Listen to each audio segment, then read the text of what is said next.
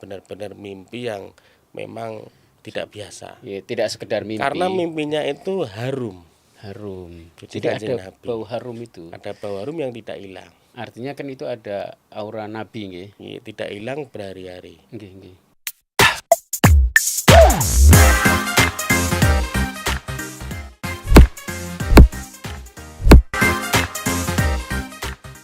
Assalamualaikum warahmatullahi wabarakatuh. Ketemu lagi dengan saya Kozin Amilo di podcast Pejuang. Podcastnya para pejuang. Narasumber di podcast ini selalu para pejuang. Nah, kali ini kita kedatangan sosok pejuang dakwah, pejuang pesantren, pejuang agama dari kota yang jaraknya cukup jauh dari Jakarta, tetapi masih di Jawa, yaitu Kota Rembang. Kita kedatangan tamu istimewa Gus Faik, tepatnya Muhammad Faik Ghozi, cucu dari Mbah Kiai Maksum. Nggih. Apa kabar, Gus? Alhamdulillah, kabar baik. Ini ke Jakarta dalam rangka apa nih, Gus? Ini saya ke Jakarta dalam rangka diantaranya Haul Mbah Maksum. Sekalian silaturahim sama alumni, teman-teman, biar terjaring sangat kuat hubungan alaqah antara murid dan guru, antara pondok dan alumni, biar tetap kuat gitu. Jadi jenengan mewakili pesantren Al Hidayah An-Nuriyah. An-Nuriyah Lasem. Yang itu adalah pesantren yang peninggalan dari Mbah Maksum. Itu yang Al Hidayat. Kalau yang Al Hidayat An-Nuriyah itu pendirinya abah saya. Itu tahun 93. Kalau Al Hidayat 1916. Sudah 1 abad lebih, Pak Hozin. Yang Al Hidayat ini yang dulu Mbah Maksum merintis itu 1916. Wah, lebih tua dari Indonesia ya. Iya, umurnya. Terus kemudian berkembang jadi beberapa pesantren gitu ya. Jadi beberapa pesantren, ada sekitar 8 pesantren di Lasem. 8 pesantren berarti yang putra ya, turunan Mbah Maksum. Ada putra, cucu, cicit, ada semua. Nah, kalau abah panjenengan, almarhum abah saya masih. Abah Sihab masih. Abah Sihab menika putra yang putra Mbah Sakir, Mbah Sakir putra Mbah Maksum. Abah saya cucu, kalau saya cicit. Cicit ya. Iya. Ini cicit ya. Jadi dan masing-masing putra cucu itu pada pesantren, sehingga di Laos itu banyak sekali pesantren itu, banyak, sekitar hampir 40. Satu kecamatan. Dalam satu kecamatan ini. Iya. Awalnya ya cuman satu, Mbah Maksum aja. Maksum itu ya. Terus mulai ada Mbah Kholil, Mbah Dowi, terus dan lain sebagainya. Bahkan Mbah Kholil, Mbah Dowi itu muridnya Mbah Maksum semua. Dan termasuk kan istilahnya diaspora, penyebarannya tidak hanya di Lasem ya, di luar Lasem misalnya di Jogja, di mana itu juga ada ya. Juga ada turunan dzurriyyah beliau yang di Jogja, Kerapiak Maksum, Kerapiak yang pernah jadi ketua Rois Am PBNU tahun 80 awal ini. Itu putra pertama Mbah Maksum. Putra pertama itu. Kalau Mbah saya putra ketiga. Iya. Termasuk mungkin ada yang ke Jawa Timur. Jawa Timur itu cucu-cucu. Banyak. Cicit seperti Bunyai Nurhanah Lirboyo itu cicit. Suami dari Gus Zamzami. Itu cicit. Jadi cicitnya aja. Itu kalau dihitung mungkin udah ratusan kali ya. Ribuan ya. Ribuan kalau dikumpulkan. Setiap Syawal ada halal bihalal keluarga. Dan itu biasanya di Rembang bergilir ke putra pertama Mbah Som, misal Mbah Ali ya dari keluarga Mbah Ali. Ke Jogja makanya nggak harus di Jogja, mungkin kadang ke Jakarta, kadang ke Lirboyo. Pokoknya dari dzurriyyah itu. Nanti kedua bisa di Lasem, bisa di putra-putranya yang di mana gitu. Ya bergilir ya. Nanti kembali lagi ke satu lagi sampai ke 5 ke satu lagi gitu. Iya. Nah ini Gus, ini kan haulnya itu tanggal berapa ya? Haulnya itu tanggal 30 Agustus. Besok hari Sabtu. Hijriahnya bertepatan dengan setiap tanggal Hijriah atau Komariah tanggal 6 Rabiul Awal. 6 Rabiul Awal atau 6 Maulid. Berarti Al-Maghfurullah wafatnya 12 Ramadan. Tapi di haulnya itu pas. Nah itu ini kan berarti yang di haul ini sebagai kakek pertama ini itu berarti seluruh 40 pesantren itu ikut menyelenggarakan haul atau pribadi? Semua keluarga ikut guyup. Ikut guyup, ikut meramaikan haul. Jadi meski yang diholi itu Mbah Maksum dari Ahli Dayat, tapi seluruh pondok itu ikut bikin acara. Yang keluarga di Lasem. Jadi perannya itu banyak.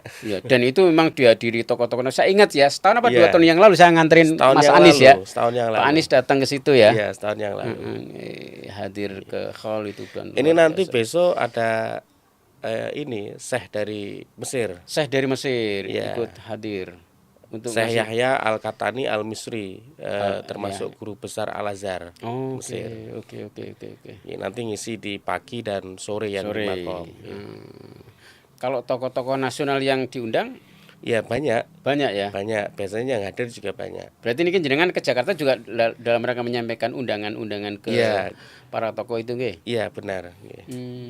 Para tokoh, para teman-teman, para kiai yang kita kenal, yang masih sambung dengan Mbah Maksum. Nah ini Gus, ini kan penonton ini tidak semuanya orang Jawa Tengah atau orang NU yang paham ya. Nah mungkin bisa cerita sekilas niku Mbah Maksum niku sampai sebegitu hebatnya di hauli nggih. Itu mungkin ada cerita singkatnya itu. Mbah Maksum itu kan mendirikan pondok 1916. Mbah Maksum itu kan murid dari Mbah Hasyim Asy'ari, Jombang.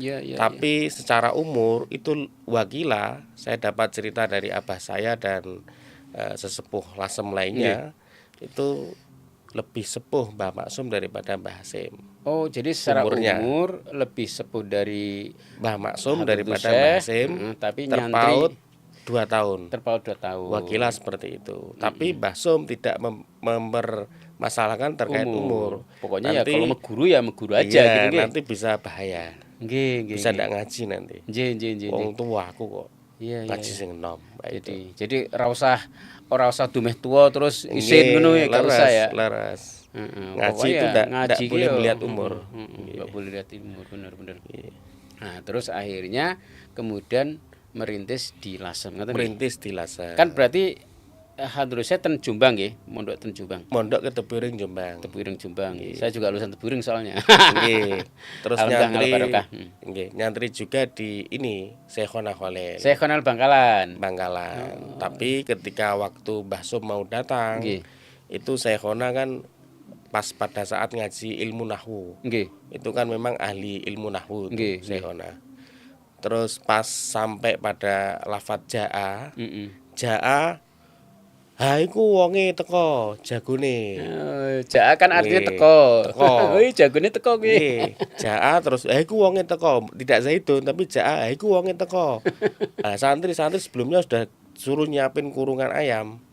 Dikira itu yang datang itu ya ayam jago beneran, hewan. Tapi ternyata Mbah Maksum itu dulu namanya Muhammadun sebelum haji. Saderengipun haji, sebelum haji itu almarhum Muhammadun, terus setelah haji Muhammad Maksum. Nah itu orangnya akhirnya disuruh merunduk sama Mbah Khalil. Merunduk. Akhirnya merunduk. Lah santri-santrinya Mbah Khalil suruh ngurungin. Jadi kayak jago dikurungi ya. Iya. Suruh ngurungin. Akhirnya kan tetap kalau di nahwu itu kan jaa zaitun, koma zaitun. Nah, ini jaanya jaa ke Muhammadun.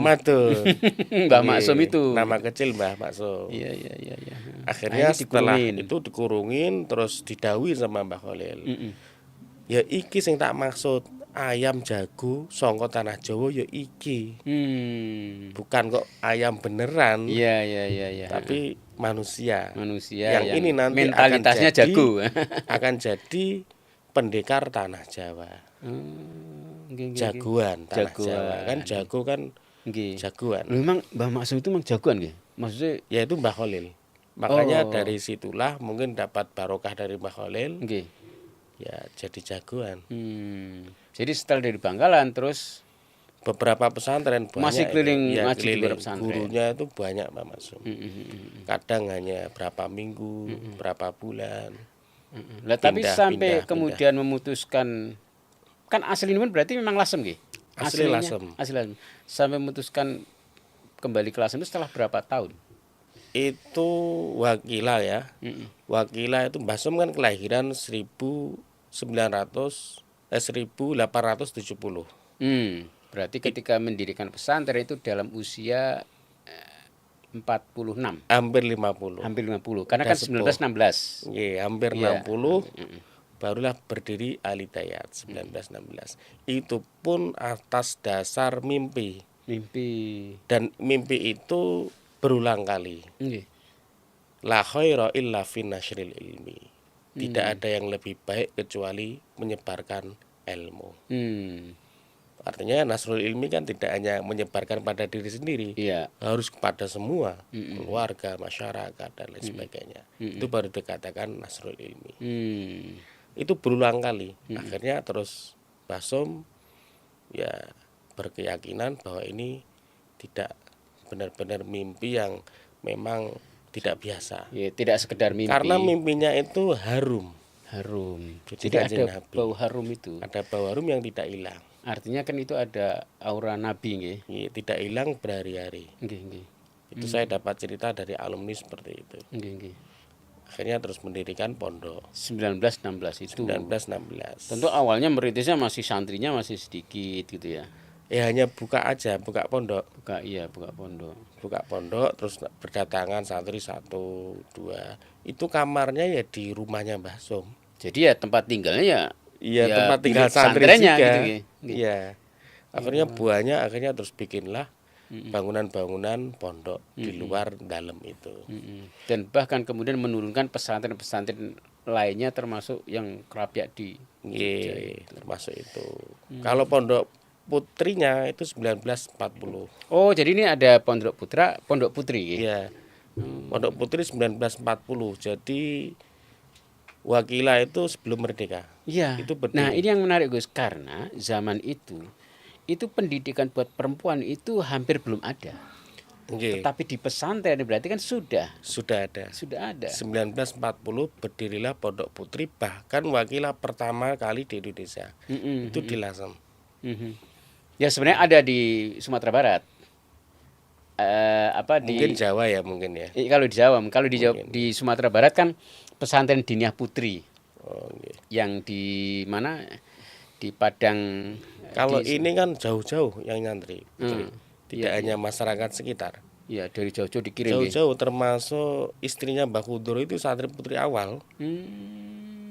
Yang kemarin situ itu. Mbah Kudoro di Magelang, istrinya itu termasuk santri awal. Nah setelah itu akhirnya pesantren berkembang, lalu kemudian sekarang bahkan menjadi anak turunnya itu duriahnya membuat pesantren sampai 40. Kalau di Lasem 8, kalau di total semua ya mungkin kurang lebihnya ya tidak hanya Lasem ya. Kalau itu kan hanya Lasem 8. Kalau yang kurang lebih 40 itu seluruh pondok di Lasem. Dari Bani Maksum, Bani Baidowi, Bani Khalil, Bani yang lainnya. Oh, dari Bani itu total. Tapi yang 8 ini yang dari Mbah Som. Yang di Lasem. Yang di Lasem. Tidak menghitung yang di Krapyak. Kalau kita hitung mulai Krapyak terus Lirboyo terus Madura ya bisa puluhan itu. Ya cuman saya nggak tahu jumlah pastinya. Nah Gus, ini Lasem ini menarik karena ini sebenarnya kota kecamatan. Tapi kayak perannya itu kayak kabupaten ya. Emang dulu pernah jadi kabupaten atau? Dulu pernah jadi kadipaten. Ya kadipaten istilahnya sekarang ya Karisdenan. Ya kalau dulu wilayah Lasem, kalau peta lama Lasem ya itu bahkan sampai Paciran sampai Gresik. Iya, Paciran, Lamongan sampai Gresik itu masih wilayah kekuasaan Lasem. Bahkan kalau ke Ngidul Bojonegoro itu nih. Arah Bojonegoro. Bahkan sampai Nganjuk itu masih Lasem. Masih Karisdenan Lasem. Kadipaten ya. Makanya saya lihat memang Lasem itu, dan ini yang menarik, banyak pesantren, banyak pondok tapi multikultural. Karena juga ada kelompok keturunan Tionghoa ya, keturunan Cina banyak juga kan? Banyak ya. Bahkan kalau lihat batiknya nih, ini batik lasem nih kan ya. Batik lasem ya. Batik lasem ini kan khas ya karena ngejreng tuh. Iya, ngejreng. Ada unsur-unsur pengaruh dari Cinanya kayaknya kuat. Merah-merah gitu kan. Bener nggih. Itu bener nggih? Bener nggih. Karena batik lasem itu kalau kita berbicara batik lasem kita harus tahu sejarahnya. Yang bawa itu Laksamana Cheng Ho. Oh, Cheng Ho. Itu sudah 500 tahun yang lalu. Oke. Sudah ada batik lasem yang dibawa Cheng Ho. Yang di situ meninggalkan awak-awak termasuk Nalini ya. Termasuk yang pertama kali bikin batik lasem dan mengajarkan kepada warga masyarakat. Itu namanya Nalini. Nalini. Itu dari rombongan Laksamana. Nalini itu laki atau perempuan nih? Nalini perempuan. Perempuan. Oh, ini yang mempelopori akhirnya itu istri dari Bin Ang-un. Bin Ang-un itu adipati lasem. Oke. Ya. Makanya lebih luas karena yang menggerakkan dari pemerintah langsung. Akhirnya bisa menyebar luas sampai sekarang. Jadi kalau menilai umur batik tertua mungkin ya lasem ya? Tidak Pekalongan, tidak Cirebon. Karena umurnya 500 tahun yang lalu dan sejarah mencatatkan bahwa Cina pertama kali masuk di Jawa itu kan yang membawa Cheng Ho. Itu ya sekitar 500 tahun yang lalu itu. Wilayah Rembang, Semarang itulah ya, daerah-daerah Pantura situ ya. Oh, dan makanya jenengan tadi bilang kultural karena memang di sini nuansa motif dan warnanya itu khas-khasnya ada. Tapi tidak meninggalkan nuansa motif dan warna khas lasem. Seperti krecak. Dulu kan zaman Belanda kan orang disuruh kerja rodi. Bikin itu jalan. Ada di situ. Ada motif krecaknya. Ya krecak kayak batu-batu kecil buat jalan. Itu batu-batu kerikil itu. Karena dulu kerja paksa ya. Kerja paksa. Itu sampai dibikin motif di lasem. Motif kerecakan istilahnya. Motif kerecaan. Dan banyak sekali motifnya. Iya. Nah, BTW Gus, saya lihat jas Gus ini kalau saya ketemu pasti jasnya batik. Ini jarang-jarang orang pakai jas tapi batik itu. Ini memang style dirimu atau gimana? Style panjenengan atau? Stylenya memang sebelum viral batik itu saya memang suka pakai jas batik. Ya, jadi semenjak saya masih sekolah SMA itu, saya suka pakai jas, entah itu batik entah apa. Yang jelas saya suka. Batik sejak saya ya lihat teman-teman kalau dulu kan orang-orang kuno setiap acara-acara kan kelihatan mewah ya. Pakai jas batik itu. Kiai-kiai. Ya mungkin pengen jadi kiai apa gitu. Akhirnya ikut-ikut pakai jas gitu. Jas, ya, tapi batik. Tapi hanya pengen aja. Dan jadi kiai itu berat maksudnya. Berat jadi kiai. Tanggung jawabnya berat. Oh, gitu ya. Iya, tapi kan mulia. Mulia tapi tanggung jawab moral nggih. Ya moral dan macam-macam. Kalau kita salah nanti ikut dosa semua. Nggih. Harus benar-benar berhati-hati. Makanya saya nggak berani jadi kiai Gus. Saya pengennya jadi panutan soalnya. Sudah jadi panutan kan kalau diikuti bahaya itu. Iya. Kalau salah jadi dampaknya lebih luas kesalahannya. Kesalahannya double. Betul. Nah, tapi ya kita ini tetap butuh kiai karena penjaga moral. Ini bangsa semakin merosot moralnya gitu. Jadi mau nggak mau pesantren itu harus jaga gawang gitu. Nah, kemudian selain sarung Gus, ini nih, apa nih? Kopi lasem. Kopi lasem ini pripun nih ceritanya nih. Nah ini nih, kopi Anuri Coffee, kopi lelet lasem level 1. Ini robusta nggih? Itu maksudnya jenis robusta. Oh, jenis robusta ya. Lelet itu istilahnya kan dilelet-leletin. Oh, ditempel-tempel ini, dilukis, digambar, dibatik. Jadi nggak ninggalin kain batiknya. Rokok juga dibatik. Mungkin dari kain, dari kopi ini bisa dibatik. Oh, begitu. Ya, kertas, pakai kopi. Pakai kopi. Kalau ini kan pakai malam.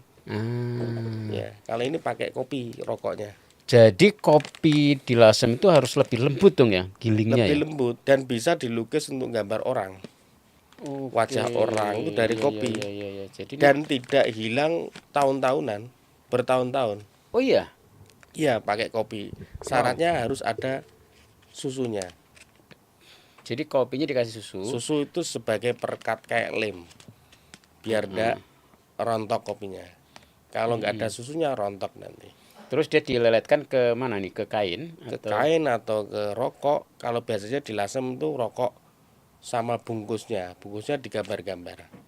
Pakai kopi. Pakai Emang kopi. kalau orang rokok itu memang biasanya cocoknya ambil ngopi ya. Sambil ngopi. Jadi sambil menikmati rokok ngopi itu terus lukis gitu ya. Sambil berimajinasi gitu. Berimajinasi. Di samping rokoknya berseni, ya kan? Kan seninya ada itu. Iya. Ya bisa berimajinasi. Tapi secara rasa kopi lasem dengan di tempat lain apa yang bedakan? Yang membedakan itu sebetulnya prosesnya. Ya, proses kopi lasem itu kan melalui beberapa langkah-langkah yang banyak. Oke. Di samping penggorengan, itu ada penyelepan, penggilingan. Penggilingannya itu bisa 4-5 kali. Dan ada saringan-saringan khusus.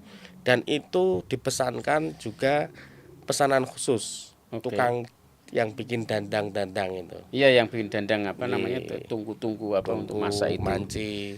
Itu pesannya lewat situ. Di toko tidak ada.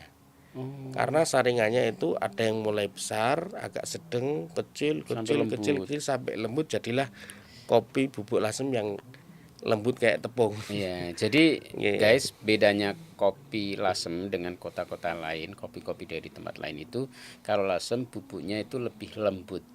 Karena tadi filosofinya orang lasem kalau ngopi itu sambil buat melukis. Nah, kalau lembut maka dia dicampur susu bisa nempel gitu ya. Nempel, sudah lembut kopinya, terus awet juga lukisannya. Itu memang tanaman kopinya ada di Rembang sendiri? Di Lasem itu ada, cuman tidak bisa mencukupi kebutuhan warga Lasem. Akhirnya didatangkan dari berbagai daerah, termasuk dari Malang, dari Temanggung.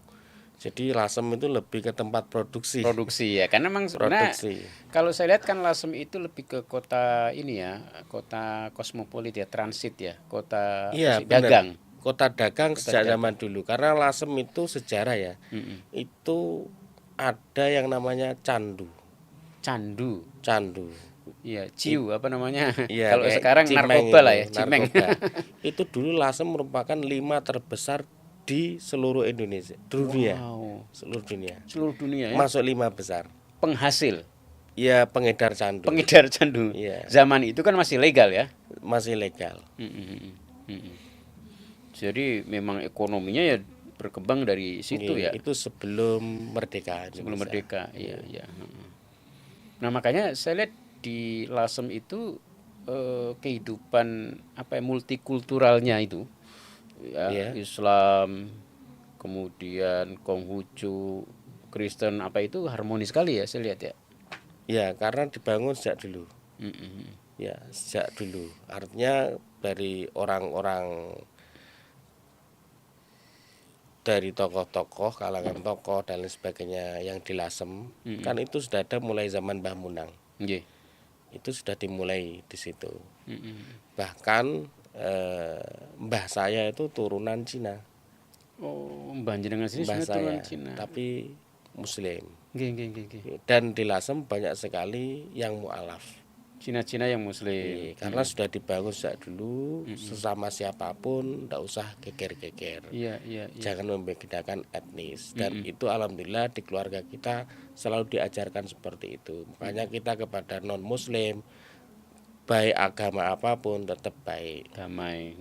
Bahkan setiap acara-acara sampai sekarang itu kita juga dihadirkan. Iya benar. Saya ingat itu waktu saya ke Lasem itu ya, ke pondok itu ya ditemenin teman-teman dari Cina, kemudian kita juga ngunjungin mereka gitu ya. Sama, jadi ketika kita ada acara hall ya, dia juga ikut tahlil, ikut di panggung, ikut bersolawat, tapi diam kan mungkin tidak bisa ya. Iya, ikut hadir hall. Jadi Mahalul Qiyam juga ikut berdiri. Bahkan Bante ya. Bante kan kiainya orang. Ya, Bante, kayak pendetanya lah ya. Buddha ya. itu juga ikut Makhlukul Qiyam berdiri. Jadi memang akhirnya momen haul ini bukan sekedar momen kegiatan spiritualitas keagamaan, tapi juga momen kultural budaya. Iya, kultural budaya. Sehingga orang bahkan dari agama lain pun ikut join sebagai penghormatan kan begitu ya. Laras. Menarik sekali ya. Dan itu saya kira itu salah satu kelebihan ya di Lasem, dan itu termaktub di dalam filosofinya batik. Termasuk juga tadi orang menikmati kopi tidak sekedar ngopi, tapi juga ada seni yang dimasukkan ke situ ya. Ini berapa ya? Maksudnya boleh nggak spill harganya nih? Kalau dari kita per bungkus kan 200 gram ya. Itu hanya 12.000. 12.000 guys. Ya, bisa jadi 40-50 cangkir gelas tanggung. Jadi murah sekali. Kalau kita beli 12.000 paling dapat 3 saset. Iya, lebih murah ini. Ini bisa jadi berapa cangkir? 40 sampai 40 50 cangkir. Tanggung ya, gelas tanggung. Iya. Sedang itu. Oh. Ditambahin doa nggak itu? Ya. Kan biasanya kalau pesantren ada jambi-jambinya. Kopinya biar bikin kalau apa yang gitu. bikin suka sholawat mungkin ya ada doa sholawatnya. Ada doa sholawatnya. Yang bikin santri-santri. Ini yang bikin santri gitu? Iya, yang bikin santri-santri. Baik yang mukim maupun alumni.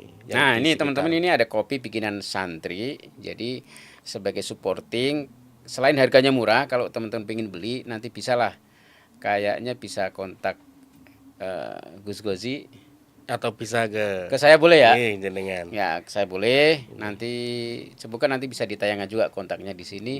Atau kalau mau pesan ya tinggal di komen aja nanti. Di komen tulis sama pesan, atau datang ke Cafe Pejuang di lokasi MRT Lebak Bulus. Dan jangan lupa untuk subscribe podcast Pejuang, karena Anda adalah bagian dari Pejuang, maka Anda juga sebaiknya disarankan ikut subscribe podcast Pejuang.